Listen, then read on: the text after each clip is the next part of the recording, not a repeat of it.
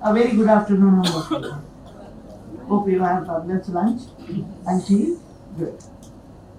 I'm Malathi Holla. Uh, Struck by this polio when I was just 14 months old. It was severely affected down to my neck. Only my neck was functioning. Rest everything was totally paralyzed. We hailed from a very small village near Kota Udupi, that is Dakshina Kannada, South Kerala. We migrated to Bangalore for our livelihood, and my father started with a small hotel business. We were suffering to have even one time meal also that time. I'm the youngest child of four children, my parents. My mother is not as educated as you all. She used to carry me on her shoulder, catching 2 to 3 buses to get me the electric shock treatment in one of the government hospital because we were not afford to go to the private hospital or go by taxi or rickshaw anything. This was continuously going on for 2 continuous years. Then slowly I could able to get back my strength on my upper part of my body. My hands okay, my shoulders became okay because I didn't have my strength on my eyeballs and my talking or my hearing. Nothing it was there. Slowly I could able to gain all the strength. One of the doctors advised my parents that seeing our economical condition, he advised my parents to get me admitted in one of the hospitals at Chennai. At Chennai, under one roof, you have your education, your stay and food, and your medical assistance, everything under one roof. Because those times, polio was all over the global, it was just spread like anything. I was admitted there, and 15 long years I was in the hospital, undergoing almost 39 surgeries and 21 fractures. Then 10th, I could able to study till 10th day. All the surgeries and the fractures were going on its own time, but I never used to give up my education at all. So I completed my 10th and came out with a distinction, came to Bangalore to continue my education. I wanted to become a doctor. It was my big passion. Honestly, not to serve the society, but each and every time I peep into the operation theatre, I used to challenge the doctor. Each and every time you are cutting one of my bone or nerves or tissues or muscles, whatever, you are hurting me a lot, and followed by rigorous physical exercises and physiotherapy and everything and all. It's very painful, physically it is very painful, and mentally I drain a lot. So one day I became a doctor and see that one of your nerves are bone cut by me. That was the childish passion or a dream maybe, but God listens everything. So one fine day, I was blessed by honorary doctorate. Now I am Dr. Malathi Holla. Then I came back to Bangalore, got an admission at one of the prestigious college here. But that time I used to walk with the help of my crutches and calipers. Then all my classes were in the third floor. Again, the so-called circumstances, it drained my ambitions and dreams. By the time I climbed all the three stories and go to the classrooms, 45 minutes of period would have got over. Then I cried and came back to my parent, and my papa was my favorite, and I told my papa, I don't want to continue my education at all. Everyone is looking me like an alien, and everybody is sympathizing me. I don't want to continue all this at all. It's a bloody, mental trauma. My father said only one thing: look, child, this is your life.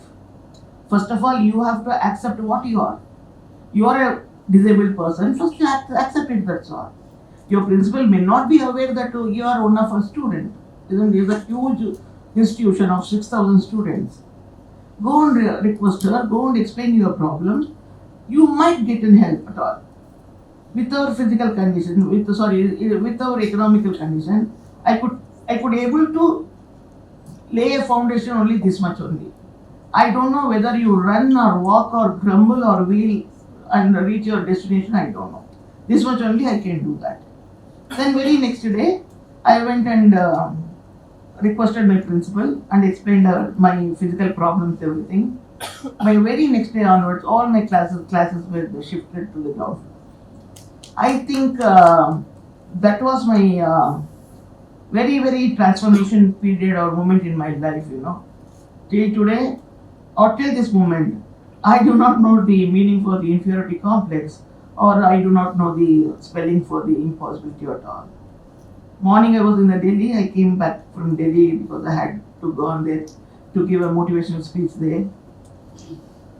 Physically, I was little drained because I didn't get my IL seat at all. I got on the 22nd row and 2.5 hour journey, flight journey in the from Delhi. My bladder was full. I was mentally little drained and little tired also. The moment I got down from the flight and couldn't go to the toilet because my IL chair was not given, my big chair was given to me. I had to cope up with these so-called circumstances. Then finally, I came home and finished everything. Why I'm telling you this is, if you go on grumble and cribbing for what you don't get from the world, I think you have to make them to understand what you want. Very easy, that's all. I always tell the people that this is a wonderful world. It has so much to give us. Only thing is we have to correct ourselves. We have to clean our inside vision. Because see, the scratched spectacles will give you the blurred vision, isn't it? Likewise, when you see from your inner vision so clearly, the outside world is so beautiful. It is just waiting outside to hug us. Don't worry about the grumble. Don't grumble about the what you call you have the physical pain and everything. So look at me. I cannot run or stand or even stand like you all. Or until and unless I tell you that I have undergone this much of surgeries, this much of fractures, this much of this and that and all, you can never find a pinch of a pain on my face at all. Because a part of my body is paralyzed, that's all. My confidence is not paralyzed. My determination is not paralyzed.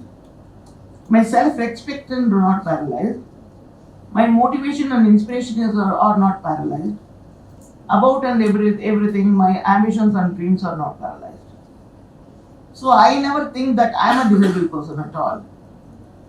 Each and everyone has one or the other problem, that's all. Mine is very visible, it's like a postcard. Those who suffer from inferiority complex, superiority complex, the loneliness, sadness, etc., and all, those disabilities are like the envelope cover inside. That's all. Very easy, because the society, what we call is, we created the society. We all live in this society. It's like a mirror. It reflects our own images and attitudes. If you look into us very happily, very ambitiously, with a very smiling face, definitely it reflects back. That's all. So everything is within us only. We have to create, we have to correct ourselves and look into the world. Always I'm telling you, every problem has a solution. Every problem has a solution. Only thing is, first of all, you have to experience your problems, that's all. Morning I was having a problem with my bladder. Immediately I thought, okay, next time onward, everything you have to clean up before boarding the flight. You won't be knowing whether you get an IL seat or anything. You'll be deboarded, in the last or first, or you don't know, isn't it? That was my solution. Made up my mind next time onward. That was my failure, I should have gone earlier to the airport and did everything clear. So this was, every problem has a solution. For example, step is my problem, cramp is my solution. Very easy, that's all. Only thing is, you have to experience the problem first. You have to experience the failure first. Every failure, every person would come across the failure first, one way or the other. Until and unless you experience the failure, you taste the bitterness of your failure, how will you taste the sweetness of the success at all? We all say that failure is different and success is different. Nothing. Failure is a part of a success, that's all. I always, all my 397 gold medal, it has not come like at all. So many I would have lost it. So many I would have lost it. Isn't it? That was my lesson. Where will I get? Where will I better myself? What was my fault? Where can I correct myself? That was there. Isn't it? Always I tell you, don't discriminate yourself. Don't discourage yourself. Always you think that God has made you. It's a gifted. My disability is my God gift, Why I didn't born like you all, isn't it? There's a reason behind my birth. I cannot be like very happy like you all, but I'm the happiest person on the earth. How? I can give back to the society what I have gotten. In that way, you have to live because we have only one life, isn't it? Next time what happens, next moment what happens, only He knows it. Life is very unpredictable. So let us all live full of us, the fullest of our life. Let us enjoy. And if not to the entire world, we can inspire. At least one person who is next to you, you can inspire the person. In that way, the life goes and goes. Always be optimist. I don't care what I have a problem, isn't it? My mother got me this life, this disability life. Very proudly I can say this disability life. My parents got me this, so I can live with that, and I can try to be inspired the rest of the world always, because always the world will look at us the way we look at it. That's all. I'll tell you one small this thing happened in my life in 1981. I think my 29th surgery I had undergone due to the doctor's wrong medicine. I had to lose one of my kidneys, almost 90% of my kidneys strength, one kidney. So my national games was there at Ahmedabad. I had to represent the state. My parents said, no, you're not going because you're like this and all. You're ill and this and that. But against them, I went there. But unfortunately, no other women athlete, women competitor was with me. I was alone. And I was asked to quit the 100 meters race because I was alone. Then I said, no, I will compete with boys. Then everybody in my team, people also, they laughed at me and they all said, we are not going to witness your game because you are competing with men. I said, no worries, participation is most important. Winning is let us see later on. Because I was very very weak, Then my name was added in the 100 meters race with the boys, and I prayed only one thing to the God.